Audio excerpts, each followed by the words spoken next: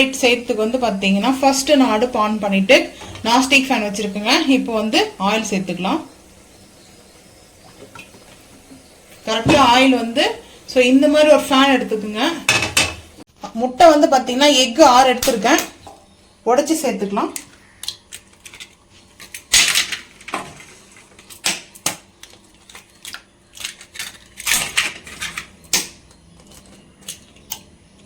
உங்களுக்கு முட்டை வந்து பார்த்தீங்கன்னா எக்கு 6 இல்லை வந்து 10 கூட எடுத்துங்க. அது உங்களோட விருப்பம் தாங்க. நான் வந்துட்டு லஞ்சுக்கு வந்து எடுத்துருக்கேன். லஞ்சுக்குனா இது கூட ரைஸு சப்பாத்தி எதுவும் கிடையாது. இந்த ஆம்லேட் மட்டும்தான். ஸோ எனக்கு ரொம்ப பிடிக்கும். என்னுடைய ஃபேவரட் இந்த ஆம்லேட். இப்போ 6 முட்டையும் உடைச்சி சேர்த்தாச்சு. இப்போது மிக்ஸ் பண்ணிக்கலாங்க எக்கை. ஃபஸ்ட்டு வந்து நம்ம நல்லா எக்கு வந்து பீட் பண்ணிக்கலாம். இது போல் ஸ்போக் வச்சு பண்ணிங்க இல்லை பீட்டர் வச்சு கூட பண்ணிங்க. அது உங்களோட விருப்பம் தான். ஸோ இந்த அளவுக்கு பண்ணியாச்சா. இப்போ நம்ம இதில் டர்மரிக் பவுடர் நான் வந்து எடுத்துக்கிறது பார்த்தீங்கன்னா டர்மரிக் பவுடர், அதுக்கப்புறம் காஷ்மீரி மிளகாய் பவுடர், கரம் மசாலா. ஸோ இப்போது ஒரு 2 பிஞ்ச் அளவுக்கு வந்துட்டு டர்மரிக் பவுடர் வந்து ஆட் பண்ணிக்கலாம். அந்த முட்டையோடைய ஸ்மெல்லு வராது. மஞ்சத்தூள் சேர்த்தா எக்கோடைய ஸ்மெல் வராது. ஸோ அதுக்காகலாங்க.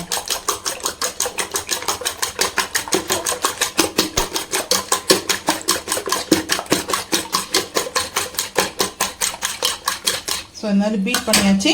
இப்போ தேவையான அளவுக்கு வந்து க்ரீன் சில்லி இவ்வளோவுமே சேர்க்க வேண்டாம். அதுக்கப்புறம் ஆனியன், தேவையான அளவுக்கு ஆனியன். நான் வந்து ஆனியன் வந்து சேர்த்துக்கிறேன். ஏன்னா சீஸ் போடுறதுனால ஆனியன் கொஞ்சம் கூட சேர்த்துக்கிறேங்க. பட் டேஸ்ட்டு வந்து பார்த்திங்கன்னா டேஸ்ட் வைஸ் வந்து அவ்வளோ அருமையாக இருக்கும். பட் இப்போது நல்லா ஒரு மிக்ஸ் பண்ணிக்கலாங்க. மிக்ஸ் கரோ. இது கூட சால்ட்டு வந்து சேர்த்துக்கலாம். சால்ட்டு வந்து ரொம்ப சேர்க்கக்கூடாது. இதுக்கு டக்குன்னு வந்து சால்ட்டாக தெரியும். ஸோ இப்போ நல்லா பீட் பண்ணிக்கலாங்க.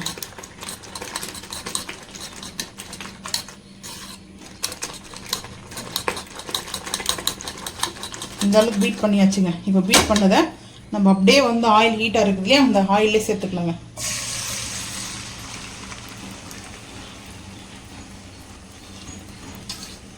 இப்போ அடுப்பை வந்து ஹை ஃப்ளேம் பண்ணிக்கலாங்க. கொஞ்சமாக காஷ்மீரி மிளகாய் பவுடர் சேர்த்துட்டு கரம் மசாலா அடுத்து ஆட் பண்ணிட்டோம் நம்ம.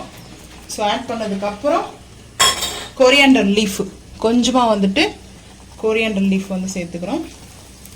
இப்போ அடுப்பு சிம் பண்ணிடலாம். ரொம்ப ஹை ஃப்ளேம் பண்ண வேண்டாம். அதுக்கப்புறம் சீஸ் வந்து எடுத்துருக்கேன். சீஸ் வந்து துருவன சீஸ்ங்க. இப்போ அப்படியே நம்ம வந்து சேர்த்துக்கலாம். நான் வந்து கிரேட் பண்ணி வச்சுக்கிறேன் சீஸை வந்துட்டு.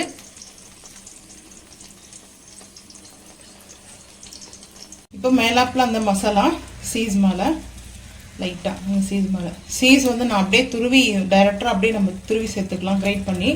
ஸோ நான் வந்து பார்த்தீங்கன்னா அப்படி சேர்க்கல, ஃபஸ்ட்டே துருவி வச்சுட்டேன். அதனால் எல்லாம் சேர்ந்து மெல்ட் ஆகிட்டு இருக்கும். ஸோ அதாங்க மெயின் வந்து. இப்போது கேப் போட்டுக்கலாம். கேப் போட்டு சிம்லேயே வந்து பார்த்தீங்கன்னா வச்சு குக் பண்ணிக்கலாங்க. ஹை ஃப்ளேம் வச்சோம்னா நம்மளுக்கு வந்து சென்ட்ரலெலாம் நல்லா பிளாக் ஆகிடும். அது பார்த்தீங்கன்னா கருகிடும். அதனால சிம்லேயே குக் ஆகும். இப்போது ஓப்பன் பண்ணி பார்க்கலாம். அடுப்பு சிம் பண்ணிட்டேங்க. வாவ், சூப்பராக இருக்குது. இந்த டைமில் பெப்பர் வந்து மேலே லைட்டாக வந்து நம்ம பெப்பர் வந்து ஆட் பண்ணவே இல்லைங்க. ஸோ இப்போ மட்டும் பெப்பர். அந்த சீஸ் வந்து நல்லா நம்மளுக்கு மெல்ட் ஆகிட்டு இருக்குது பாருங்கள். சூப்பராக இருக்குது பாருங்கள். வாவ், நல்லா ஒரு பீஸா மாதிரி இருக்குது. நான் லஞ்சுக்கு வந்து இப்படி தாங்க எடுத்திருக்கேன். இது நம்ம பீஸா மாதிரி கட் பண்ணிக்கலாம். கட் பண்ணிவிட்டு கூட சாப்பிட்லாங்க. இப்போ வந்து பார்த்தீங்கன்னா நல்லா குக் ஆகிக்குதுங்க. ஸோ சூப்பராக குக் ஆகிருக்குது. நான் இப்போ ஹை ஃப்ளேம் பண்ணிட்டேங்க. ஹை ஃப்ளேம் பண்ணிவிட்டு அப்படியே கட் பண்ணி கூட சாப்பிட்லாம். சூப்பராக இருக்கும். குக் ஆகிட்டுருக்குது. நல்லா குக் ஆகிடுச்சு. சிம்லேயே வச்சு நம்ம குக் பண்ணணுங்க. ஸோ ஹை ஃப்ளேம் வந்து பார்த்தீங்கன்னா நீங்கள் பண்ணாதீங்க. ஹை ஃப்ளேம் பண்ணிங்கன்னா குக் பண்ண முடியாது. ஸோ நல்லா சிம்மில் வச்சு பண்ணிக்கோங்க. அப்போ தான் நம்மளுக்கு வந்து அது கரெக்டாக வரும். இப்போ நம்ம ஒரு பிளேட்டுக்கு வந்து பார்த்தீங்கன்னா அப்படியே மாற்றிட்டு கட் பண்ணிவிட்டு சாப்பிட்லாங்க. சூப்பராக இருக்கும். யாருக்கெல்லாம் இது மாதிரி பிடிக்குன்றதை மறக்காமல் வந்து கமெண்ட் பண்ணுங்கள். இந்த ஆம்லேட்டு என்னுடைய ஃபேவரெட்டு. சூப்பராக இருக்கும். Cheese omelette. சீஸ் வேணான்னா நீங்கள் வந்து ஸ்கிப் பண்ணிக்கோங்க. நான் சீஸ் வந்து சேர்த்துக்கிறது டேஸ்ட்டு நல்லாயிருக்கும், பீஸா சாப்பிட்ற மாதிரி ஃபீல் இருக்கும். பட் அதுக்காக தான் சேர்த்துருக்கேன். அதே போல் ஆயிலை வந்து வேணால் நீங்கள் கம்மி பண்ணிக்கணும். ஸோ இப்போ அப்படியே ஒரு பிளேட்டுக்கு வந்து இப்போ ஹை ஃப்ளேமில் வச்சுருக்கேன். ஹை ஃப்ளேமில் ஒரு 2 நிமிஷம் நல்லா ஒரு கொஞ்சம் ஹை ஃப்ளேமில் வச்சுருக்கேங்க. இப்போ அப்படியே வந்து கேப் போட்டுக்கலாம். ஒரு 2 நிமிஷம் கழிச்சு பார்த்தீங்கன்னா அப்படியே டக்கு நம்ம பிளேட்டுக்கு வந்து மாற்றிக்கலாங்க. 2 நிமிஷம் ஆயிடுச்சு. நான் அடுப்பு ஆஃப் பண்ணிட்டேங்க. அடுப்பு ஆஃப் பண்ணிட்டு அப்படியே வந்து சேர்த்துக்கலாங்க.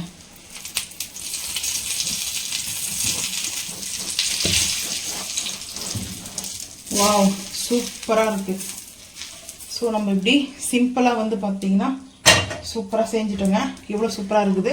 கொஞ்சம் வந்து பார்த்திங்கன்னா ஆறட்டும். ஆனதுக்கப்புறம் பார்த்துக்கலாம். இப்போ அப்படியே கட் பண்ணிக்கலாங்க.